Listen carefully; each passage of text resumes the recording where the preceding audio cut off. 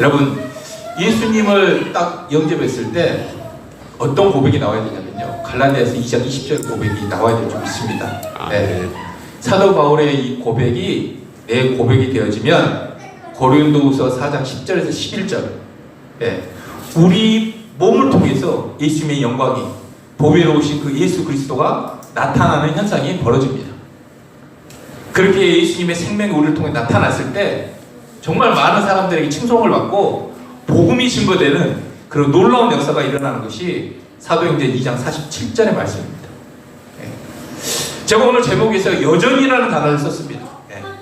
왜 여전이라고 붙인 이유가, 혹시 우리가 이 부활이 얼마나 큰 능력이 있는지, 또는 이 부활이 얼마나 강력한 능력이 있는지를 혹시 잊어버리지 않았을까라는 생각 때문에 제가 여전이라고 붙였습니다.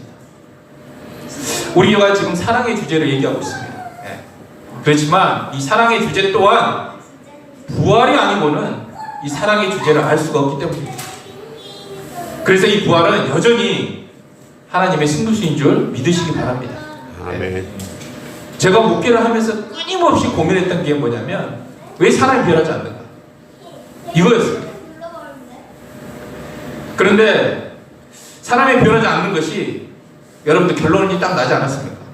하나님과 함께 살지 않았기 때문이라는 것을 제가 알게 됐습니다. 정말 내가 예수님을 믿는다고 말하지만 하나님과 함께 살지는 않는 거예요. 여러분, 교리적으로 또 지식적으로 많이 알아도 여러분 함께 살지 않으면요, 그것은 구원파 신앙이 되고 괴물이 되는 거예요. 그런 일들이 우리 가운데는 없어 보입니까? 아닙니다. 구원파 신앙처럼 나 죄사 받았어 이렇게 하면서 여러분들 마음대로 살아가고 있습니다.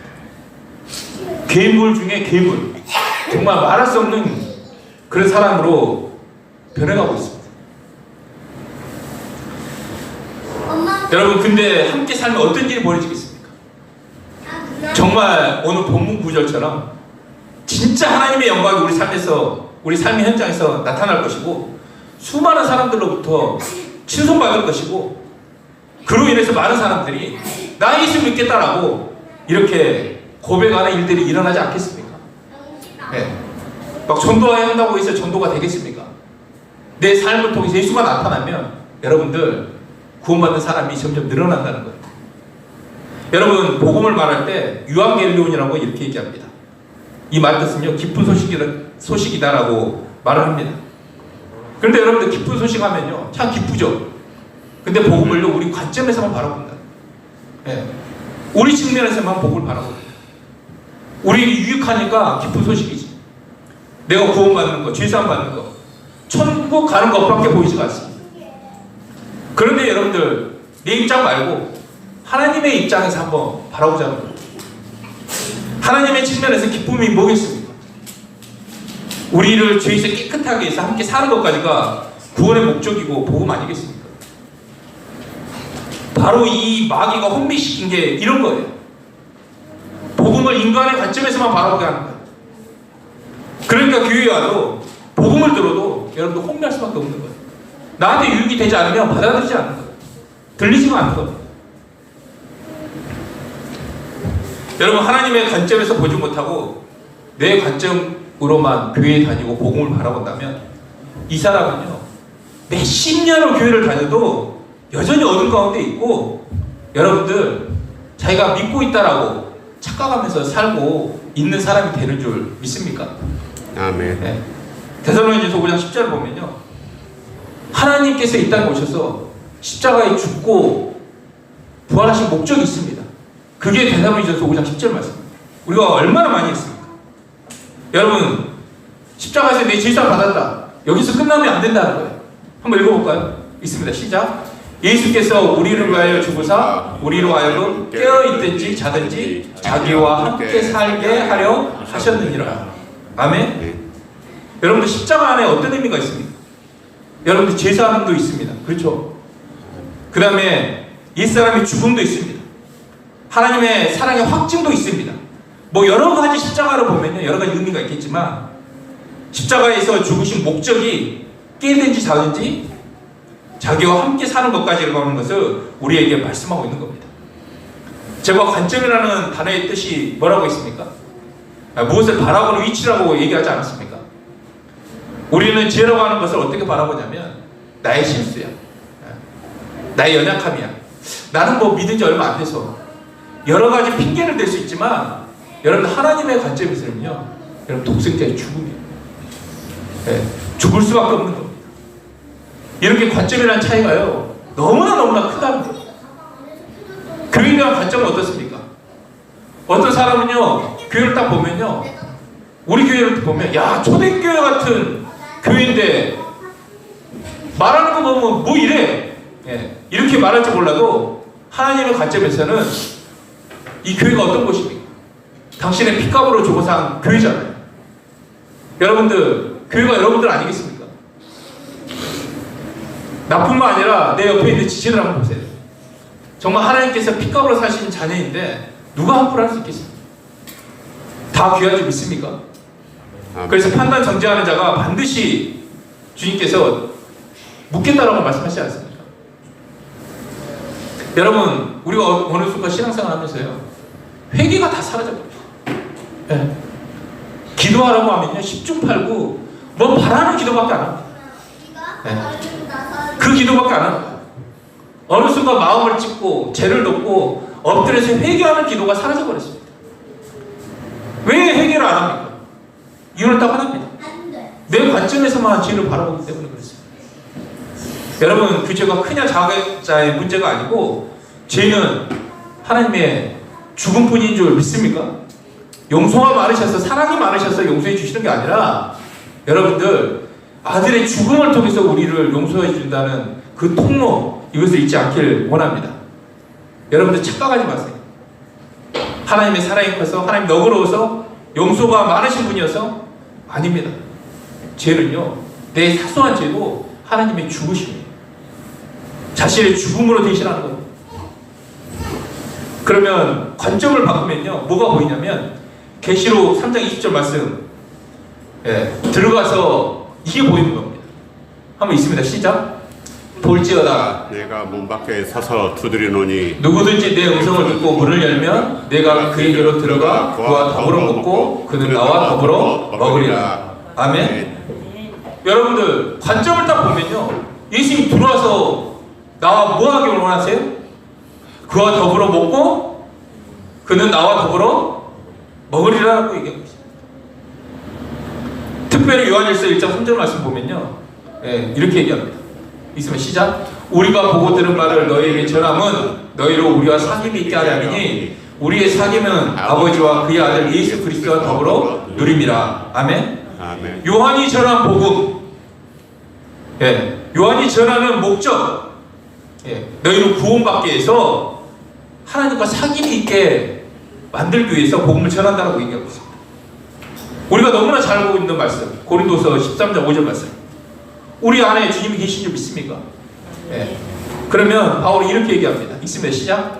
너희는 믿음 안에 있는가 너희 자신을 시험하고 너희 자신을 확증하라. 예수 그리스도께서 너희 안에 계신 줄을 너희가 스스로 알지 못하느냐? 그렇지 않으면 너희는 버림받은 자니라. 여러분 우리가 지금까지 이 이야기를 하는 이유가 뭐냐면 우리가 함께 사는 것이 왜 안 될까의 가장 중요한 이유는 함께 사는 것이 절대적으로 받아들이지 않고 여전히 우리 마음 중심에는 선택으로 여기고 있기 때문에 그렇습니다. 여러분 하나님이 진짜 우리에게 원하시는 게 뭘까요? 진짜 바라는 게 뭘까요? 명운이 너와 함께 사는 거다. 하나님 이렇게 말씀하시죠. 하나님이 능력이 없어서 나를 통해서 뭐 하시고 원하시는 게 있겠습니까? 말씀 하나로 다 이루시는 분인데. 근데 단 하나, 하나님 딱 하나예요. 나와 함께 살기 위해서 이 땅에 오신 거예요. 여러분 말씀 9절만 봐도 하나님이 원하시는 포인트에 찍는 것이 아니고 내 관점에서 좋아하는 말씀만 받으니까 그것만 취하다 보니까 하나님 마음이 보이지 않는 거지. 여러분 창조의 목적, 구원의 목적, 재림의 목적 뭡니까? 모두 함께 사는 거 아닙니까? 창조의 목적이 뭡니까? 창조할 당시에 사망이라는 것, 성결하는 이 사명이 있었을까요? 없었습니다. 재림에서 천국에 올라갔을 때 사명이 있을까요? 없습니다.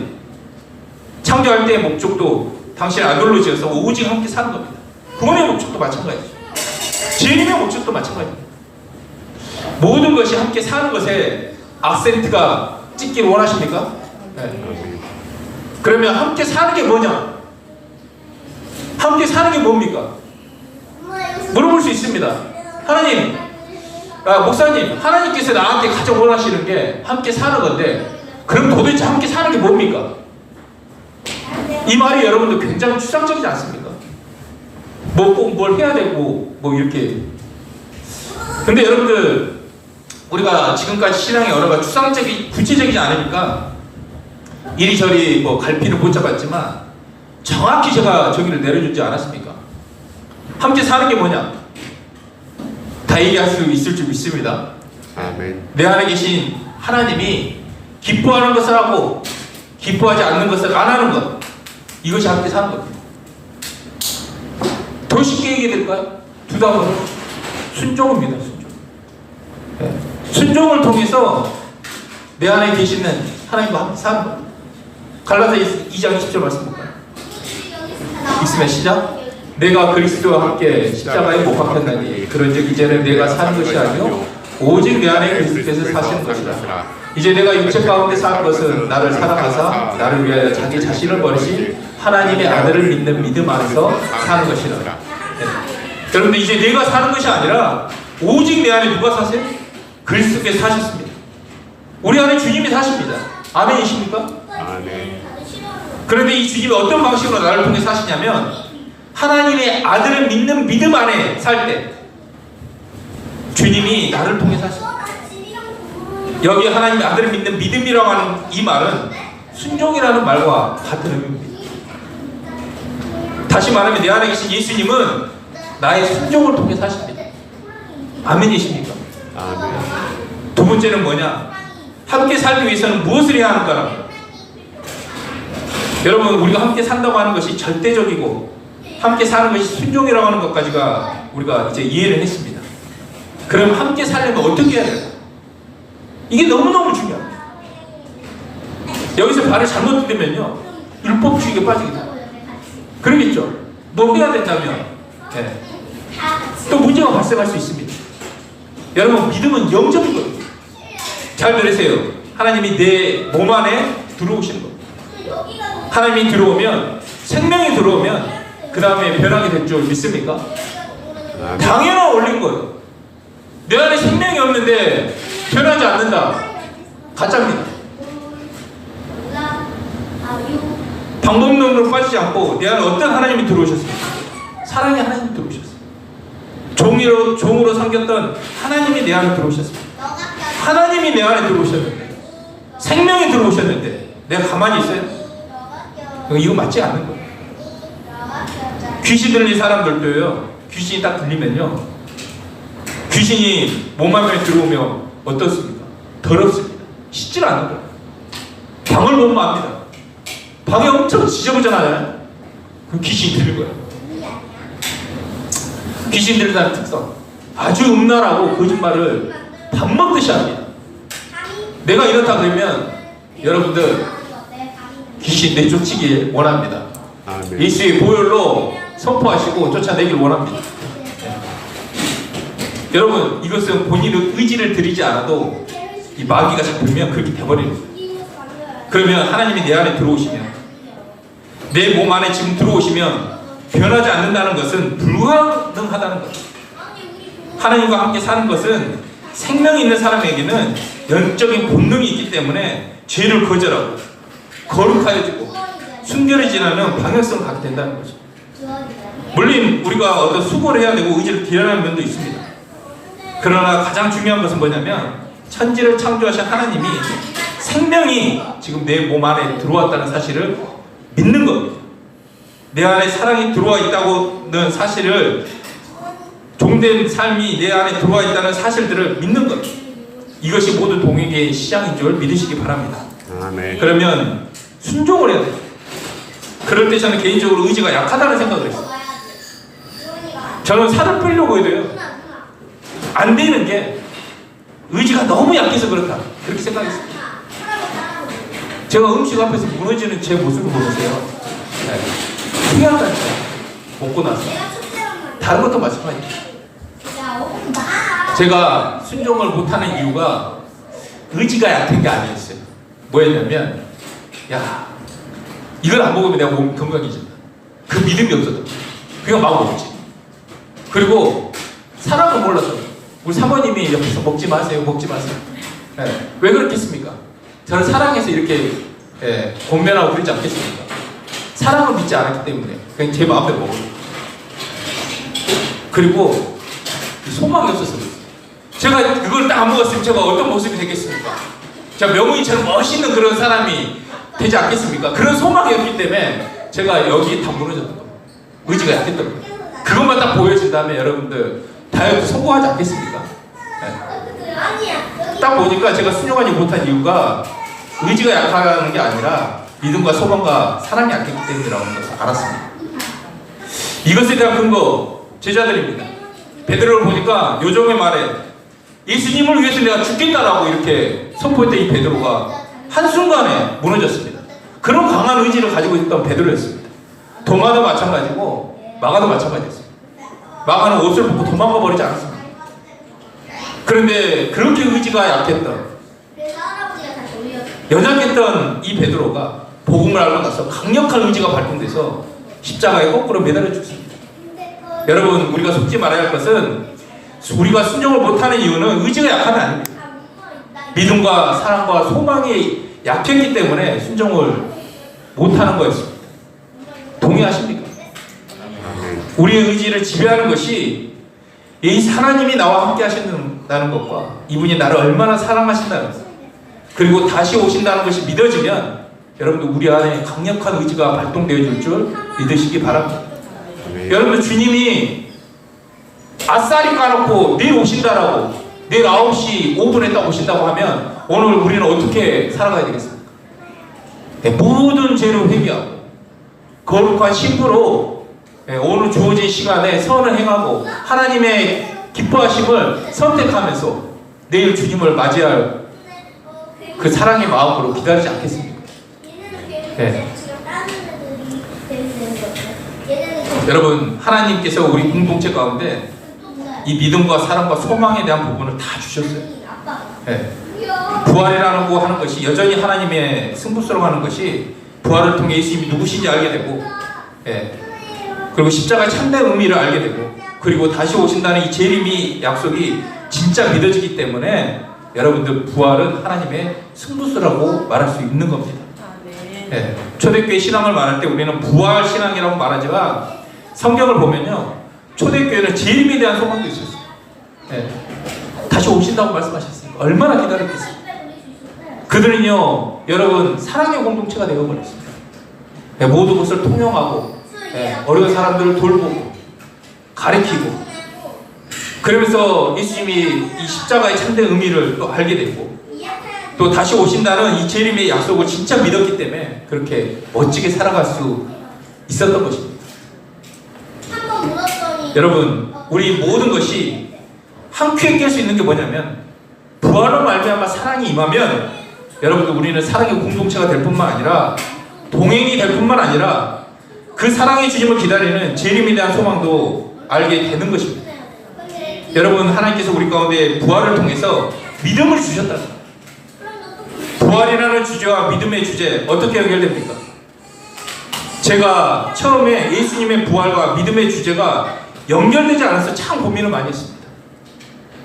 제가 늘 얘기하지만 예수님이 부활하신다는 말의 의미는 예수님이 하신 말씀, 내가 부활한다는 이 말씀을 그대로 이루어지는 것을 보여주셨습니다.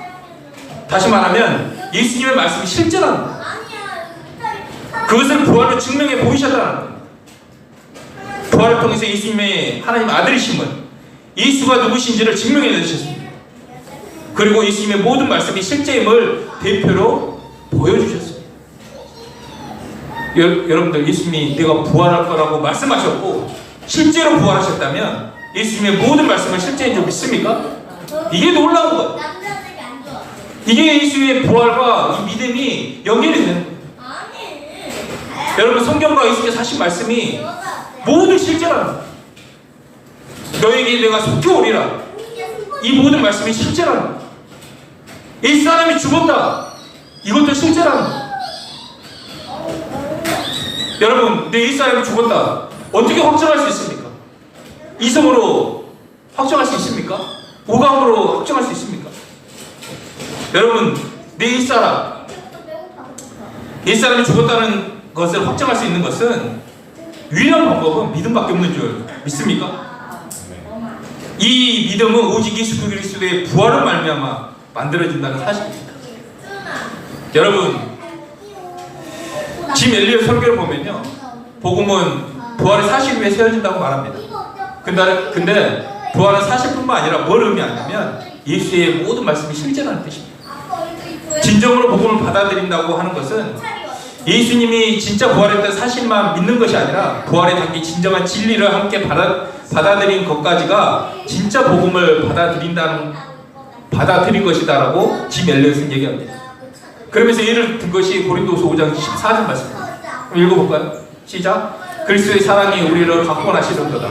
우리가 생각한 건데 한 사람이 모든 사람을 대신하여 죽었은지 모든 사람이 죽은 것이다.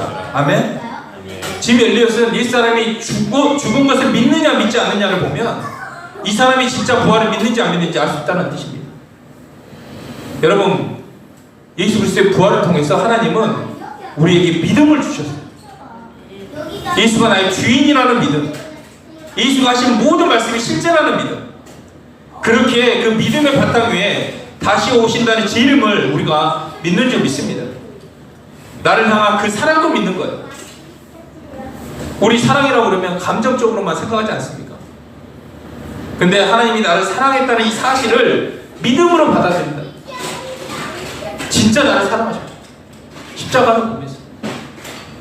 여러분들 하나님 사랑을 느끼려고 질질 짜지 않길 원합니다. 믿는 거예요. 믿는 거. 이렇게 부활은 우리에게 믿음을 만들어줬습니다. 그리고 성경의 모든 말씀은 실제임을 믿게 만들었습니다. 두 번째 뭐냐면 하나님께서 우리 가운데 십자가를 통해서 사랑을 확증해 주셨습니다. 요한일서 4장 10절 말씀 볼까요? 네, 시작. 사랑은 여기 있나니 우리가 하나님을 사랑한 것이 아니요 하나님은 우리를 사랑하사 우리 죄를 속하기 위하여 화목제물로 그 아들을 보내셨습니다. Here, 사랑은 여기에 있다. 네.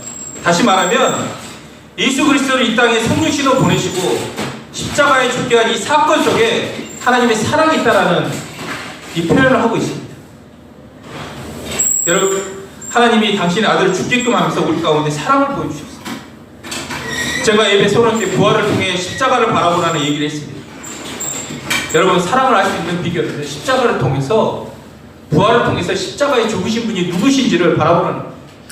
누구냐는 거예요. 이분이 어떻게 죽었고 왜 죽었는가도 중요하지만 누가 죽었느냐? 창조주가 내 대신 죽으신 줄 믿습니까? 네. 십자가는 한 목수의 죽음이 아니라 창조주가 내 대신 내 죄의 저주를 다 받으신 이 사건이 십자가입니다. 나 자체가 됐어요. 내 대신 나를 위해서 죽으신 사건이라는 거예요. 그러니까 십자가가 얼마나 놀라운 의미가 있겠습니까? 얼마나 큰 사건이겠습니까? 어느 목사님이 이런 얘기를 하더라고요. 연약한 사람들이 불꽃같이 인생을 살다가 사람들의 특징이 있다는 거예요. 정말 나 같은 연약한 사람이 멋지게 살았다는 거예요. 이게 딱 보니까 뭐냐면 그런 사람들은 하나님의 사랑을 맛봤다는 거예요. 그리고 십자가를 당연시 여기지 않았다는 거예요. 여러분, 불꽃같이 살길 원하십니까? 불꽃 남자가 되시길 원하십니까? 그러면 여러분들 하나님 사랑을 맛봐야 돼요. 그리고 십자가를 당연히 생각하지 않길 원합니다. 여러분, 십자가는 당연한 것이 아닙니다. 우리 보통 예수님이 날 위해 죽으셨습니다. 그 말 위에 보통 뭐라고 딸려오는 말이 있는지 아십니까? 예수님도 십자가에 죽으셨지. 왜? 나를 사랑하시니까. 내가 자녀니까. 당연히 죽으신 거 아니야? 이렇게 얘기합니다. 여러분, 인간이 언제 타락할까요? 언제 여러분들 마음이 둔해질까요? 뭐든지 당연해질 때 여러분들 타락하고 마음이 둔해집니다. 자녀들이 부모가 베푸는 것이 당연히 여길 때. 날 낳아줬으면 우리 좀 책임져야 되니까 이렇게 해줘야 되지 않아? 자녀니까 날 사랑하는 당연히 이것까지 해줘야지. 이런 생각들을 가질 때 그럴 때 그 사람이 굳어지고 괴물이 됩니다. 제가 누군가에게 밥 한 끼를 대접받았어요. 그러면 단순히 10,000원짜리가 아니라 그 10,000원을 벌기 위해서 그 사람이 어떤 희생을 하고 어떤 고생을 했는지를 알면 그 10,000원짜리의 밥이 여러분들 정말 진심으로 감사하게 되는 거죠. 네. 여러분 누군가를 대신한다. 정말 그 사람의 인생이 돼서 그 사람 자체가 되어서 그 사람이 짊어져야 할 모든 이 죄의 저주를 받는다.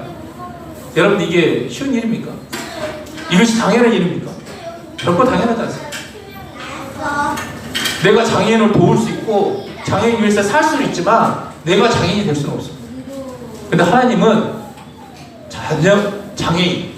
장애인이죠. 부족이죠. 그렇게 이 땅에 오셨다는 거예요. 여러분 우리는 끊임없이 하나님이 나에게 주신 은혜가 그 크기가 갈볼 길이 없는 줄 믿으시기 바랍니다. 여러분 예수님 바로 하게 되면요 그 십자가가 우리를 하나님 앞으로 인도하게 하시는 줄 믿습니까? 네. 세 번째 소망입니다. 재림을 통해서 우리 가운데 소망을 주셨어요. 오픈도요 선교에서 전 세계 기독교 인구가 4,998명이 공식적으로 순교했다라고 보고 있습니다. 제가 이전에 한번 말씀드렸죠. 3억 6천만 명의 이 기독교인들이 지금 고통당하고 있어요. 이 복음주의 교인들이 한 4억 명 정도 되는데 이 정도면 대부분의 이 기독교인들이 핍박을 받고 있다는 사실입니다. 우리는 실질적으로 물리적으로 핍박을 받지 않죠. 근데 우리도 여러분들 핍박을 받고 있는 줄 믿습니까? 지금 시대가 상황이 참 어렵습니다. 뭐 탄핵 사건도 있습니다. 여러 가지 문제가 있지만 한 가지 분명한 것은 여러분들 믿는 우리에게도 고난이 오고 있다는 사실입니다. 그리스도인들이 예배를 드리고 예수를 전하고 동성애가 잘못됐다고 말하는 것이 이제 곧 핍박받는 시대가 다가온다는 사실입니다. 그러면 고난이 온다는 것은 무엇을 의미할까요? 주님이 가까이 오고 계신다는 것을 의미합니다. 주님이 환난 후에 오신다고 말씀하셨으니까 여러분들 지금 세계가 지금 고난받고 있지 않습니까? 주님이 오고 계십니다. 나를 향해서 오시는 주님의 발걸음이 들리십니까? 이게 들려야 돼요. 그래야 마음이 정해지고 정신 바짝 차리면서 하루를 살아가는 거예요. 안 들리니까 보이는 것에 푹 해가지고 살아가는 거예요. 여러분 하나님께서는요 다 주셨어요. 다 주셨어요. 이 핍박받는 이런 상황에서 우리가 하나님과 함께 사는 것이 순종이고 이 순종을 지배하는 것은 믿음과 사랑과 소망이라고 얘기했고 하나님께서 이미 우리에게 부활로 말미암아 믿음과 사랑과 재림에 대한 소망을 주신 줄 믿으시기 바랍니다. 이미 다 주셨어요. 이것이 우리를 지배하면 우리는 어떤 어려운 가운데 있더라도 환난을 이길 줄 믿습니다. 또한 공동체가 있기 때문에 전진하실 줄 믿습니다. 우리 히브리서 10장과 11절 말씀 한번 읽어보세요. 10장과 11절 말씀. 뭐냐면 핍박받는 그리스도에게 보내는 편지입니다. 10장을 보면요 정말 많은 그리스도인이 누명당하고 정말 많은 여인들이 성폭행당하고 정말 말로 표현할 수 없는 고통을 당하는 장면이 나옵니다. 이게 글로 어떻게 표현되겠습니까? 근데 그 10장을 읽어보면요 얼마나 핍박받고 고통을 받았는지 여러분들 좀 느끼실 거예요. 그런데 그들은 신앙을 버리지 않았습니다. 그들의 신앙을 지킬 수 있었던 이유가 그들이 그 모든 어려움 가운데 다시 유대교로 돌아가지 않는 그 믿음을 지켰다는 이유가 11장에 나와 있습니다. 그게 뭘까요? 제 프로필 사진에도 그렇게 카카오톡 올려놨는데 10장 11절 말씀. 고린도후서 10장 11절 앞에 6장 11장 6절에 있습니다. 시작. 믿음이 없이 이것은 하나님을 기쁘시게 하지 못하나니 하나님께 나가는 자는 반드시 그가 계신 것과 또한 그가 자기를 찾는 자들에게 상 주시는 이심을 믿어야 할지니라. 야, 나의 믿음은 실제다. 야, 주님이 계신 것, 그리고 자기를 찾는 자에게 상 주심을 믿었다라고 고백하고 있는 거예요. 여러분들 이 고통 가운데 정말 이 핍박받는 이 사람들 가운데 이 말씀이 견디게 만들고 강력한 의지를 만들었다는 사실입니다. 그리고 순교의 현장으로 담대히 나갈 수 있는 힘이 여기서 나왔다는 말을 하고 있습니다. 하나님이 정말 살아계신 것을 믿습니까? 아멘. 네. 그리고 이분이 상 주실 것, 이 고난을 통과했을 때, 믿음을 저버리지 않았을 때 하나님 큰 상을 주실 것을 믿었다는, 이게 여러분들 삶에서 발동이 되니까 멋지게 살았다는 거예요. 제가 늘 얘기하지 않습니까? 왜 초대교회 같은 삶을 살지 못할까? 우리 성경도 있고, 성경도 있고, 훈련 받는 모든 것들도 체계적으로 잘 돼 있는데 왜 우리는 안 될까? 여러분들 이 부활로서 이 믿음이 발동이 되면 여러분들 죄와 타협하지 않고 하나님이 기뻐하신 것을 할 줄 믿습니다. 이제 말씀 마무리합니다. 하나님과 함께 산다는 것은 순종을 통해서 예수님이 내 안에서 사십니다. 뭘 순종할 겁니까? 뭘 순종하실 겁니까? 늘 우리가 말씀을 암송하는 이 말씀에 순종하기 원합니다. 많은 거 필요 없어요. 내가 오늘 읽고 있는 그 말씀에 정말 순종해서 목숨 걸고 여러분들 삶 가운데 순종할 때 하나님이 여러분 통해서 나타날 줄 믿습니다. 그러면 내 안에 사는 것은 정말 이 순종이라는 것이 무엇이 나를 지배할 때 순종이 되냐면 하나님에 대한 믿음과 사랑과 재림, 이 재림의 소망이 나를 지배하면 나의 순종을 통해서 주님이 나타난다는 사실입니다. 저는 요즘 순종이 참 좋습니다. 안 될 때도 있어요. 넘어질 때도 있습니다. 근데 참 순종을 하면요, 내 안에서 예수님의 마음이, 예수님의 행동이 이렇게 나타나는 거예요. 예전 같았으면 욱 했어요. 근데요, 하나님의 마음이 딱 부어지면, 그 말씀에 순종하면요, 여러분들 이 마음이 온수리지인 줄 믿습니까? 제가 양 같으시잖아요.